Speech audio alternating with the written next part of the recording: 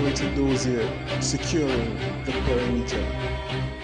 Hello and welcome to your channel of choice.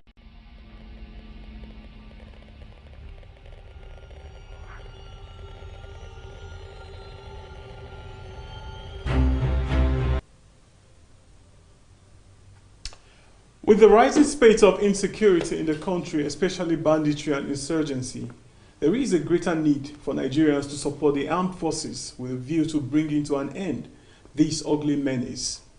What is the role of the media in finding a lasting solution to the issue of insecurity, and how can Nigerians be a part of this process? These and more will be our focus on the program today. This is Security Dossier and I'm Lawrence Audu. We will kick off the program in earnest after this short break. Please stay with us.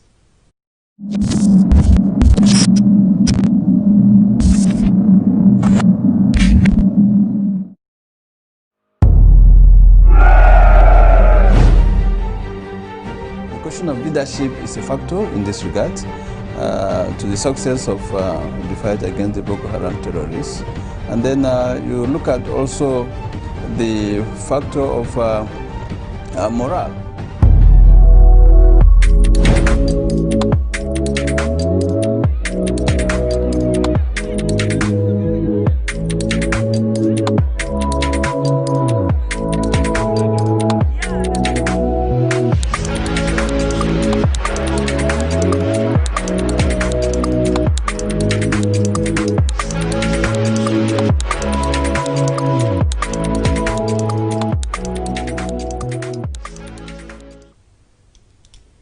Welcome back.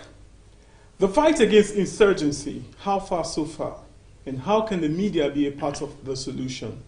With me to discuss this on Security Dossier today is the Chairman, Military Writers Association of Nigeria, Military Writers Society of Nigeria, I beg your pardon, Dr. Abubakar Mohammed. Welcome to Security Dossier. Thank you very much. It's a pleasure being here. It's a pleasure having you too. Thank you very much. Now, the Military Writers Association of, Society of Nigeria, what is it all about? Well, it's a group of people of like minds who believe in what the military is doing, and they have something that unites them all, that is the pen and paper. They are either journalists, authors, who have written books, or who have written articles, poems, and what have you. And these very people believe that it is good for them to use their craft to support, encourage the military. That's just what the society is all about. Of course, including even those who are photographers, because they are equally part of the arts something. So people who are into photography, drawing, and whatever, people who write articles, who are journalists, who write books, poems, and you think you can use this craft to promote the welfare of the military, to encourage them, even to criticize them, but criticism with meaning. Criticism in the sense that it's not that you want to tarnish or run down the institution. You want, things to get Constructive, better. Constructive criticism, yes. Yeah. So that's what the society is all about. So what came about this? How did it all start? Well, we've discovered that, a similar society like this exists in the United States. And some of us are members of that very society, Military Writers Society of America. And someone said, who is equally a member, that, see, we are not American citizens, and whatever we do there is a wasted effort. And we even pay $50, annual membership. So what's the use of, joining a society in the US that doesn't promote or defend your interest? Since we've discovered there is a gap in Nigeria, not only in Nigeria, in many African countries, why not set up something similar in Nigeria? Why not set it up? So we speak to some people. Your chairman is, your publisher is one of those people we contacted, and so many people of like minds, and we've got the go-ahead to come up with the society. That was last year, the last quarter of last year, November, December, if I can recall. So this was what just gave us the idea to set it up. It's So not an original idea that come from. We've seen it. Not like the military gave you a heads up to do this. No. They don't even know when we set up the thing. They don't even know that some of us are members of the American Military Writers Society. We've been there monitoring and seeing how things have been done there, to learn. But at the end, even if it comes to voting, even if it comes to your opinion, doesn't count. Sure. So we set up what we will set up here without their consent or approval, because it's not a government body, it's non-partisan, it's whatever, not for profit and non-partisan and not. It's a neutral body. So, but the governing council suggested that it is good we inform them. We still refuse to do it. We said, okay, let's approach the Corporate Affairs Commission to kickstart the process of registration. This was what made us to now inform the military people. The Corporate Affairs Commission said, well, we are seeing Nigerian Military Writers Society. We would strongly advise you get a written consent from the military authorities to show or to convince us that this thing won't be counterproductive, that they are okay with it. So this was what made us to now approach the CCMA, who is now in Kaduna. General U.S. Mohammed. Yes, to tell them this is what we are doing. These are the steps that we have taken, and we are here to see you because of this issue of this registration. So that was what made them to be fully aware of, and they welcomed the idea, and I think some of them even said they want to join. Okay, now, from your explanation, it looks like it is an association primarily open to defense correspondence too. Of course. As it stands, in spite of what you are doing in the society, there's still this negative narrative against Nigerian military. How far have you gone in terms of informing the public on the authenticity of whatever information is out there, or trying to disabuse their mind from fake news, especially in this period when the country is at war with insurgents? Well, I think I will itemize it maybe in 3 points. Number one, we collaborate with journalists. The Nigerian news is one medium that I think we've been having a very fruitful relationship. And there are other media houses, other journalists who equally believe that, some of the news or some of the stories, that people peddle out there is just a bunch of lies. So we collaborate with them, and they use, their platforms to educate, to inform the people, the general public, that this is the correct situation of things. You might hear this rumor or this rumor because of the social media, because of people who have, even a fifth columnist, who just want to run down the system, but this is the actual thing, based on facts that we know or we have been told or we have seen with our eyes. So we are using, our members have veritable platforms, and they do this at gratis. We don't pay them anything, because they believe this is their fatherland, and the army is an institution that needs to be protected. So we are using the various media platforms. Then number two, through poems. Poems. People write poems. Number three, press conference. You call media houses, general public, you speak. And then in addition to this number two that I told you, poem, there is this informal gathering where you congregate together with friends, associates, maybe to have a drink or whatever. Then you bring the topic, people, and everybody come with his own idea, and then you will see some of them that have this very wrong notion. So you try to disabuse their mind by giving them, the correct fact. Some will end up changing their minds. Some will end up saying no. You might have been paid, or you might have been, you are doing this not just because you are interested in the country or the army. It's a sponsored thing. Like the last press conference we did, a rejoinder came that it was sponsored. So, but these are some of the challenges associated with this thing. But I think by and large, we are doing a little best here and there. And there are some people that no matter what you do, you cannot change them. They have already made up their mind.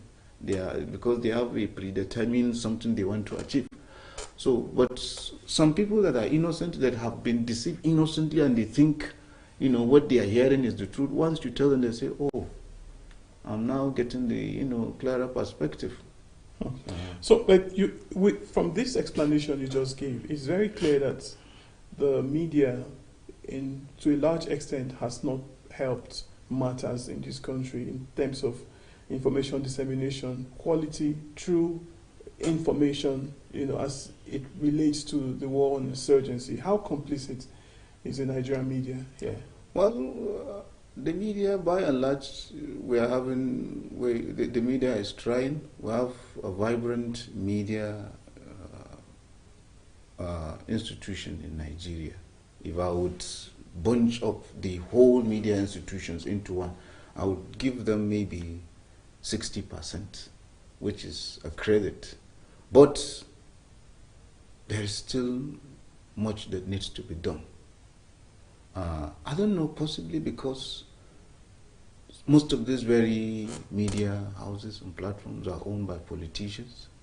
So the politician who is the owner usually, superimpose his idea or his mission, his interest. Whatever you do, it must be geared towards achieving my interest. So, by and large, you will see that the media is equally, coming short of its expectation. With regards to the military, I've seen one thing. If the military did something good, there is this reluctance in reporting it. Sure. It's, even if you are reporting it, you will see one will tend to make it, it won't be a breaking news. It won't be in the front cover.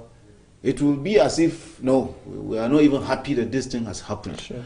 But the moment, the enemy, our common enemy, the bandits, the terrorists, the moment they are able to achieve one little breakthrough, it's all over. So in this very case, the media is complicit. A case in point is one Lance Corporal that's defied his oath of service to make a broadcast recently. What's your view? Does it reflect the generality of the issue on the ground, or is just an isolated case? I don't. Can you rephrase the question? It was Lance Corporal who came out recently. Lance Corporal Martin. Yes, to say, it took on service chiefs and made a whole lot of allegations. Is that a reflection of what is on ground? No. According to, from your own perspective? Well, fortunately, I just returned from Maiduguri, and I interacted with, I think, 3 soldiers. One is a junior officer, a lieutenant, the remaining ones are corporal like Martins. And what they all told me is things are getting better. Things have improved.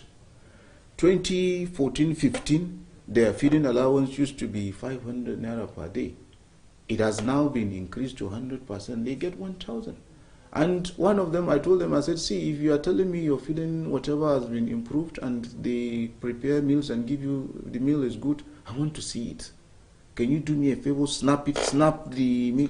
I have participated in their meal before. Thank you. So I saw them eating chicken. Yeah. Huh? So, in fact, at a point, we traveled from Maiduguri through Polka, Goza to Madagali in Adamawa State. And all through the 4 days we were in Maiduguri, the food served to soldiers was what we were being fed. Thank God you have seen it with your eyes. And it wasn't Thank really you. any different. So when I saw it, I said, this is marvelous. Then he said, apart from that, the present military leadership has equally introduced what they call cigarette allowance. Wow. That is 200 naira daily. Whether you smoke, you don't smoke. If you don't smoke, you can convert the money into something. Yeah. So after every 30 days, end of the month, they lump up your cigarette allowance of 200 naira daily into 6,000 and then credit your account with it. Wow. You know, all these are things being put in place to motivate the fighting force. Yes. Then their operational allowance used to be 1,000. That these people have the army leadership or the military leadership have increased it to 1,500 and they pay it straight into their account. I don't know any other thing any other person wants, the leadership to do more than this. You understand? To me, with the present financial constraint the country is experiencing, and you are putting all these things in place to motivate and encourage them, I don't think if you... Let me just factor in with the issue of replacement of service chief. Even if you ask these ones to go, and I know one day they will go. No one is indispensable. Sure. But if somebody is doing his best, and you've seen that, he's really doing his best, you should encourage him and help him so that the common enemy of the country will be defeated.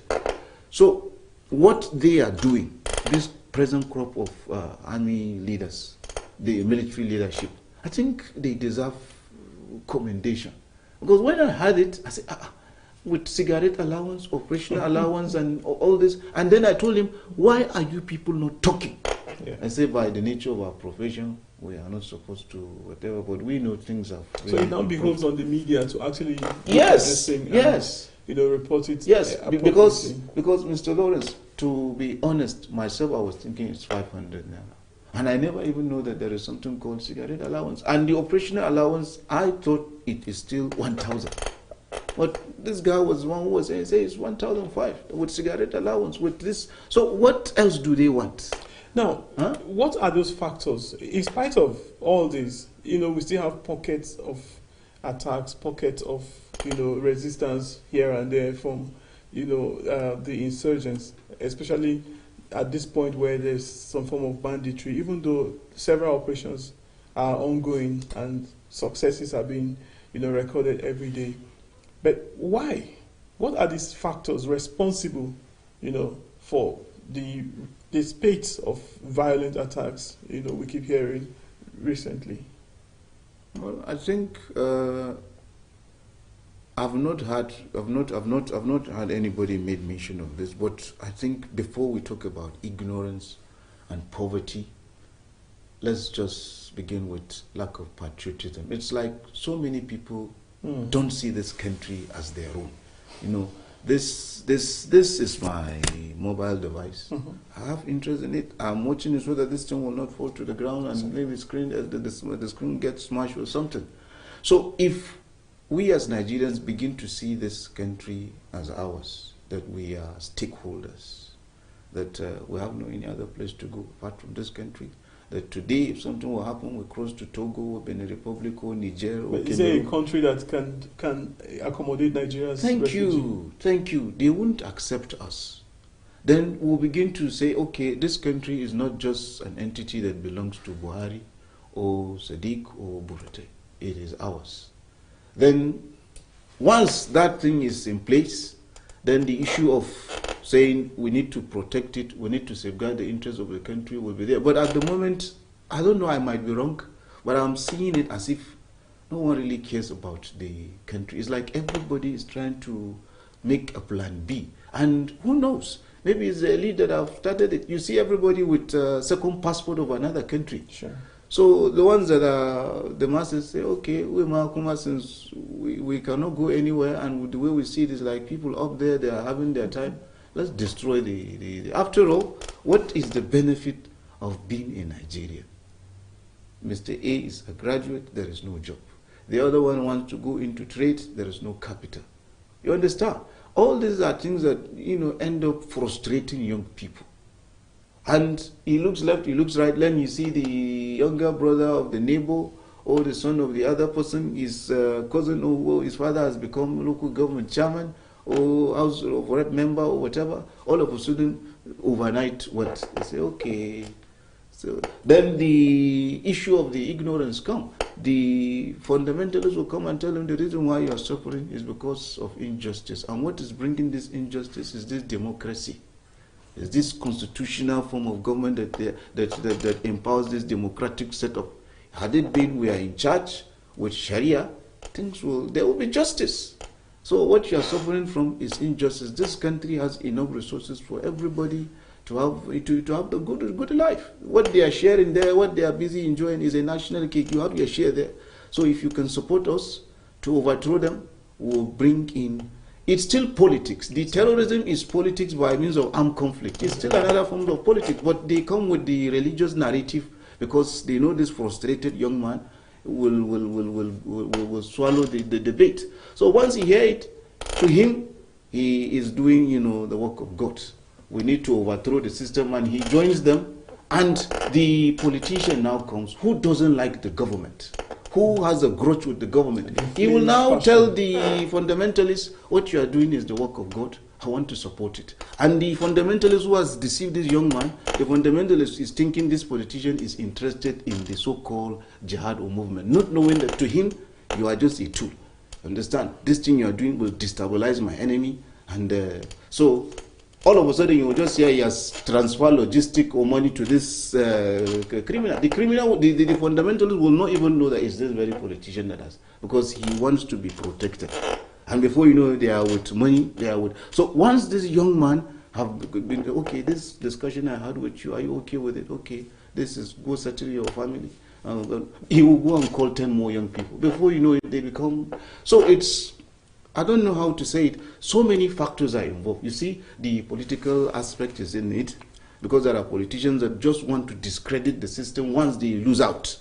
Then the so-called innocent religious fundamentalist who believe this system is evil, we must bring it down, but his challenge is finance and logistic that this very politician will now use. Then the frustrated young man on the street. You understand? The frustrated young man who has no job and who think, okay, I'm hopeless in this life. And the reason why I'm hopeless is because ABC are in government using democracy, and they are busy taking everything, and me, look at me, if I keep quiet, that's how I'll die in poverty and penury. So I better join this very people to overthrow the system. Then gradually the thing becomes something, that even people who are educated will now join. That is why when people said it's just a matter of ignorance, I said, no, we've seen people with degree certificate, with master's, PhD, burning it, joining these very people. They will say, the way we see these people are doing, they are doing the work of God, and see how the thing is growing. No, we need to join them. You see, they burn, and it becomes a mass movement. Well, we've been talking with Dr. Abubakar MS, who is the chairman, Military Writers Society of Nigeria. And we've been talking about how the media can be a part of the solution to insurgency in Nigeria. We'll take a quick break, and when we come back, the program will continue. Please stay with us. For almost a decade, the Nigerian army have given their all to ensure that our dear country is not overrun by Boko Haram insurgents. Some have in the process paid the ultimate price, while many will forever live with indelible scars occasioned by their determination to protect the country, no matter the hurdle. Despite these, they have remained resolute and undaunted, and today, all territories the insurgents once took control of have been recaptured and normalcy restored. And now, for the first time in a long time, the end of Boko Haram is foreseeable.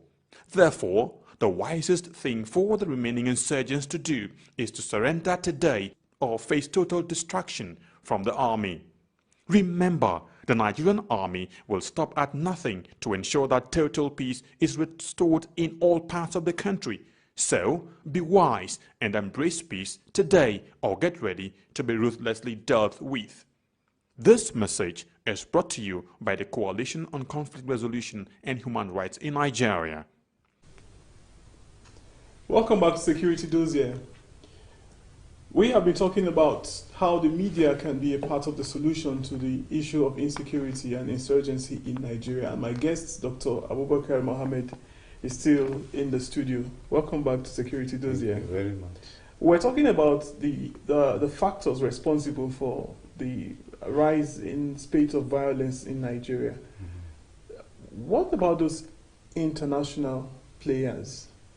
Who are these people and what do they really want? I think the issue of, I have been hearing this very perspective for so long, the issue of military contractors who were brought by the past administration, and when this government came, they terminated the contract. So a school of thought is out there that these military contractors were not happy that business was truncated, so they would frustrate the military, so that the country will not have this very pride of saying it was a Nigerian effort alone. That's another one. There is still another one that said, you hear the name of France, working with one or two NGOs in the area, that Nigeria is surrounded by Niger, Chad, Cameroon, in the northeastern axis, that these are countries that, there is the issue of oil that France is. So, but it might be true that, France, recently the name of Turkey has been coming up. Then, as I've told you, with the issue of the military contractors, because even from the movies we know it, Blackwater and whatever, military contractor, is a capital-intensive business. So I don't know what amount of money the past administration paid the military contractors to came into the country to lead the war against the insurgency, but everybody knows, it's a common knowledge that they were here. Yes. But this government terminated their business. But my take is this: whether there are foreign elements or not, foreign interests or not, the way I see it is this: if locals are not collaborating, I don't think they would achieve much. Because someone said it, I cannot really recall the name of the scholar, but he said the local populace in any given area, they serve like water to the fish. This is how they serve to the terrorists, to the insurgents. Once the population in a given area said, we won't collaborate, we won't support, we won't move your logistics, we won't identify with you, we don't believe in your ideology, it's like you are taking water away from a fish. It will die. For the local collaborators to say no, how soon can we see that? Honestly, I cannot. And why? What will be the factor that will bring about we seeing a situation where locals will say, look, we're tired, you guys just get your things and leave? Well, initially, the locals, started collaborating with the military. I could recall when the present military leadership took over, the way locals volunteered intelligence, the way they say positive things, you understand? The way they ginger and encourage the army is something that is just marvelous to see. But of recent, it's like, I don't know. So to my mind, the way I see it is like the INGOs are contributing. And when I say the INGOs are contributing, because this thing, whether we like it or not, the military have really decimated these very people. Sure. All this thing that people, blow it out of proportion is just within Borno State. It's just within a part of Borno State. As in northern Borno? Yes, that these things is happening. But initially, Gombe, Adamawa, so on and so forth, were all part of it. So INGOs over-concentrated themselves in Borno, and at the moment, that is, I think, the most viable means of survival is to either collaborate, work, support, partner with an INGO. So it's, people make money through this, and some people are saying, are thinking, if these INGOs leave this very place, how can we survive? The price of real estate has tripled, yeah. And we who are selling food in wherever, in Boloristo, our business is really booming, And the government is paying my neighbor 18,000 naira. The INGO is paying me 100,000. In fact, the policeman, my neighbor, is taking 50,000. INGO is paying me 180. Whatever it takes, we would keep these guys here. So if it means this insurgency should continue to burn and burn, let it happen, let it be. We don't but care. a decisive action on the part of the Nigerian government can actually stop this. For instance, you ask all of them to go. Empower homegrown NGOs who don't even have as much resources as the international NGOs. Of course, they won't also have any other agenda except the patriotic one. When a government takes such decision, do you think this would, there'll be an end in sight anytime soon? Well, the INGO thing is a very complex one, because once you touch one of them, the United Nations will come and speak. But for instance, the Nigerian government can say, look, things have stabilized. You guys, can you please give way a bit? Is there a possibility? It's very possible. I think Idris Deby in Chad did it. Okay. And nothing has happened to him? Yes, he gave them ultimatum of a few days, and said all INGOs must pack and leave Chad. We want to take charge of our situation and see whatever it has. They have some semblance of stability there. In Nigeria, if the government is really serious, because to me, it's even a disgrace that INGOs have to come to feed our own people, then it means we don't have government. That was why Zulum was angry when he went to Gala, and he saw even in the public hospital, it's INGOs that are running the thing. And he said, where are the staffs? So it's not, what you see in Gala is just a microcosm of the larger whatever. Virtually everywhere you go, the civil servant, the whatever, everybody has surrendered everything to INGOs. So, and those INGOs, they have their interests. They have their interests. So I think it's high time our government, state, federal, begin to see this as something of urgent importance, matter of urgent importance. We must take care of our people.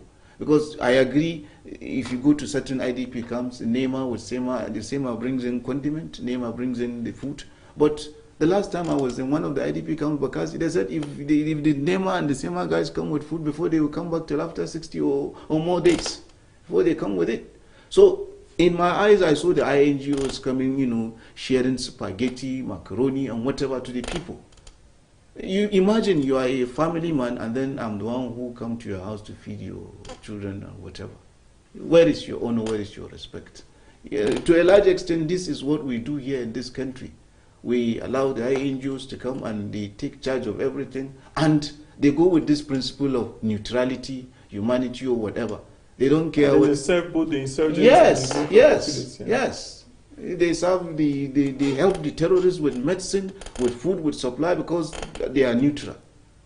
I'm not just happy with what has happened recently, but look at it. You claim to be neutral to these people. They have abducted your staff.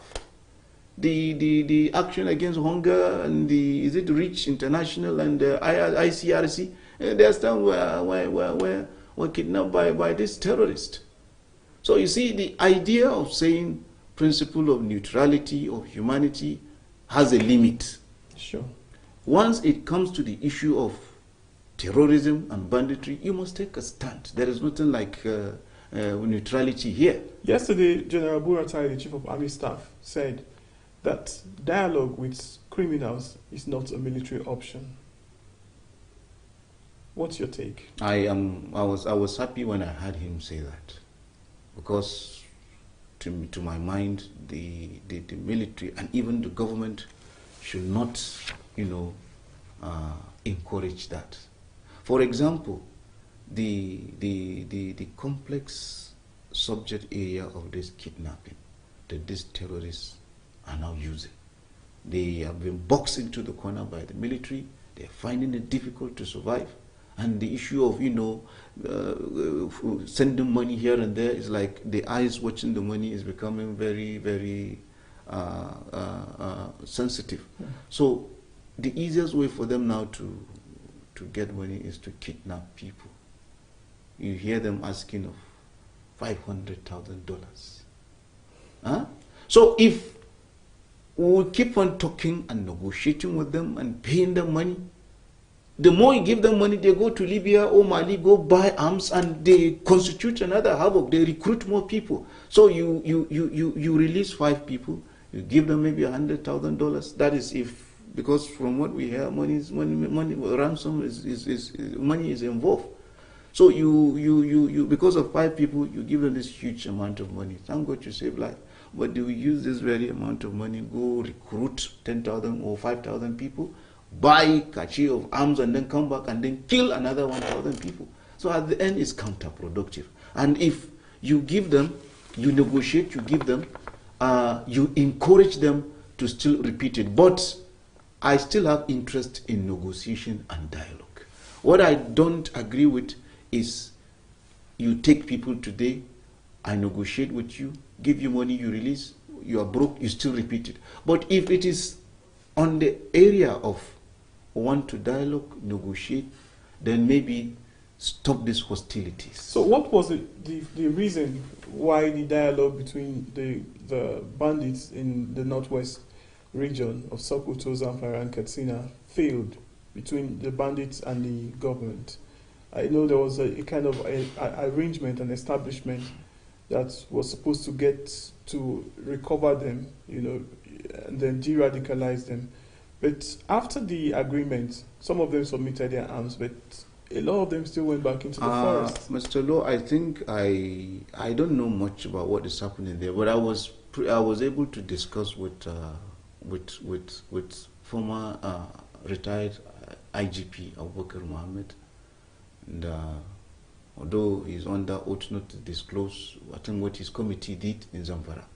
But I think from what I've been able to gather from my little findings here and there, some big shots are involved, and they don't want this thing to end. Local chiefs, some politicians are involved. They don't want to see this crisis in the northwest coming to an end. So I'm using this very program to even call on the Zamfara state governor. If he's really honest, let him implement the report that the committee submitted to him. He constituted that committee, gave them their terms of reference, and they were able to do a wonderful job. They submitted the report to him. He's yet to implement it. Judges, some judges are part of that report. They were indicted. You understand? Local chiefs and so many other people. If they don't follow up and take the hammer and hit those people who are supposed to hit with the hammer and let people know that justice is really working. If you want to show mercy, you can show mercy. You can tell me I'm a crook, you've seen me on this, the judgment is to send me 25 years imprisonment, but you are using the prerogative of mercy. At least people will know that justice has been done. But this report has been kept somewhere. Then, I don't know, maybe these are some of the reasons why you see the issue is persistent. So finally, going forward, how can we bring insurgency and other forms of criminality to the barest minimum? Well, we must see this not just as a military affair. You and I were not military personality. By inviting me to this very program, I think it's part of your own contribution to see that this thing comes to an end. So we must all begin to see that we have collective responsibility in safeguarding our country. And if you are living in a place in Borno, in Benue, in Kaduna, in Zamfara, you are a leader. Let's assume you are a leader, 50, 60, 70. You must be able to interface, interact with these boys who are doing this thing. You must be able to call them to order. You must be able to tell them this thing won't help us. What is your grievances? How can we channel it to the appropriate authority to see that, we seek redress for you? You must get involved. But at the moment, I'm seeing as if some of the people who ought to come out and speak, they have this I don't care attitude. And some of them are even in government. I wouldn't mention name, but I think the president has done enough. Let me just isolate the Northwest and, focus on the Northeast. He has done enough for that very region. So many people in the Northeast, are managing the security paraphernalia of the country. But I tell you, except maybe 1 or 2 among them, most of them are inaccessible. Well, we have been talking on insurgency in Nigeria and how we can be a part of the solution. And my guest has been Dr. Abubakar Mohammed, who is also an author and chairman, Military Writers Society of Nigeria. Doctor, you're welcome. Thank you for being here with us today. Thank you. And we look forward to having you again some other time. Thank you very much. Nigeria remains the only country we can call our own. We must try to protect her integrity as much as we can. Just imagine a refugee situation from this country. Which nation around us is able to take the influx of Nigerian refugees? This is why we must try as much as possible to protect her sovereignty. This is where we draw the curtain on the program today. Until we come your way again with another exciting edition of Security Dossier, my name is Lawrence Audu. Please don't forget to follow us on all our social media channels, YouTube, Facebook, Instagram, and Twitter. Bye for now.